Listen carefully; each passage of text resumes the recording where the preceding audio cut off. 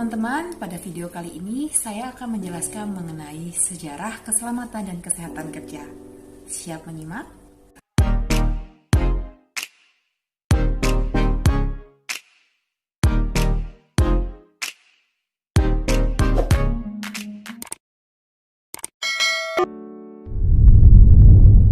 Sejarah keselamatan dan kesehatan kerja dimulai sejak zaman purba, di mana untuk memenuhi kebutuhan hidupnya, manusia bekerja.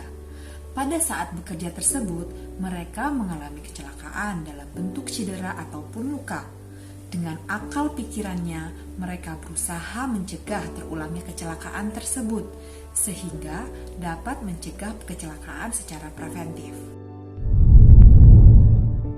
Adapun sejarah mengenai keselamatan dan kesehatan kerja yang tercatat dalam sejarah, kurang lebih 1700 sebelum Masehi, Raja Hammurabi dari kerajaan Babilonia dalam kitab undang-undang menyatakan bahwa bila seorang ahli bangunan membuat rumah untuk seseorang dan pembuatannya tidak dilaksanakan dengan baik sehingga rumah tersebut menimpa orang tersebut sampai pemilik rumah tersebut meninggal, maka ahli bangunan itu akan dibunuh. Kemudian sejarah juga mencatat pada zaman Mozaik kurang lebih 5 abad setelah Hammurabi dinyatakan bahwa ahli bangunan bertanggung jawab atas keselamatan para pelaksana dan pekerjanya dengan menetapkan pemasangan pagar pengaman pada setiap sisi luar atap rumah.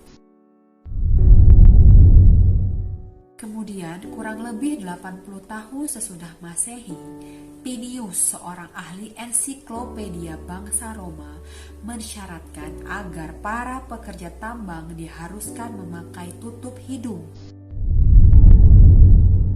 Tatkala terjadi revolusi industri di mana manusia memanfaatkan hukum alam dan mempelajarinya, memanfaatkan ilmu pengetahuan dan kemudian diterapkan secara praktis. Penerapan ilmu pengetahuan tersebut dimulai sejak abad ke-18, di mana pertama kali munculnya industri tenun, penemuan ketel uap untuk keperluan industri.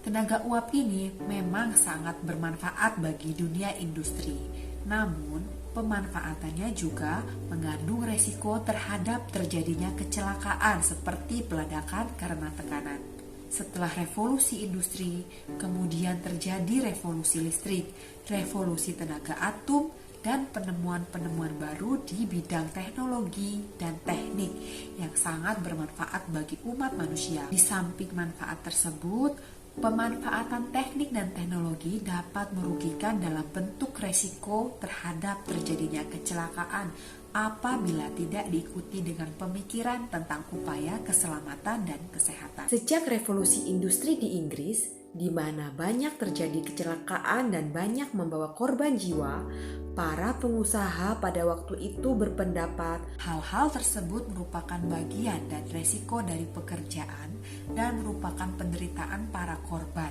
Karena bagi pengusaha sendiri hal tersebut dengan mudah dapat ditangani dengan jalan mempekerjakan tenaga baru. Namun pada akhirnya banyak orang berpendapat bahwa membiarkan korban berjatuhan tanpa ganti rugi merupakan hal yang tidak manusiawi, sehingga para pekerja mendesak pengusaha untuk mengambil langkah-langkah yang dapat menanggulangi masalah tersebut.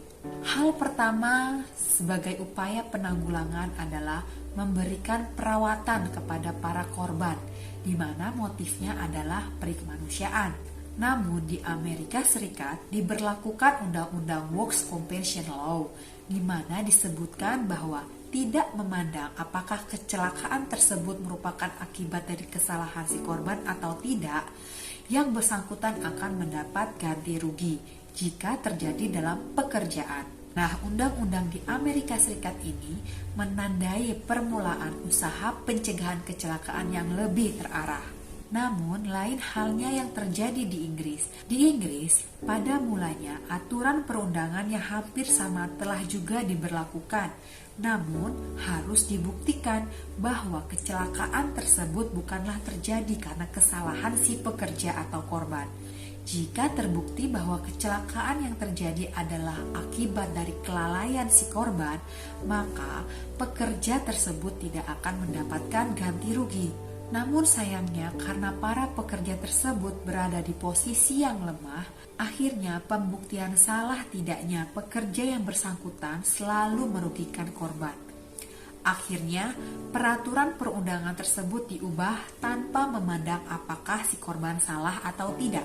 Berlakunya perundang-undangan tersebut dianggap sebagai permulaan dari gerakan keselamatan kerja yang membawa angin segar dalam usaha pencegahan kecelakaan di industri. H.W. Hendrich dalam bukunya yang terkenal yaitu Industrial Accident Prevention tahun 1931 dianggap sebagai satu titik awal yang bersejarah bagi semua gerakan keselamatan kerja yang terorganisir secara terarah. Pada hakikatnya, prinsip-prinsip yang dikemukakan oleh Hendrich pada tahun 1931 merupakan unsur dasar bagi program keselamatan dan kesehatan kerja yang berlaku pada saat ini.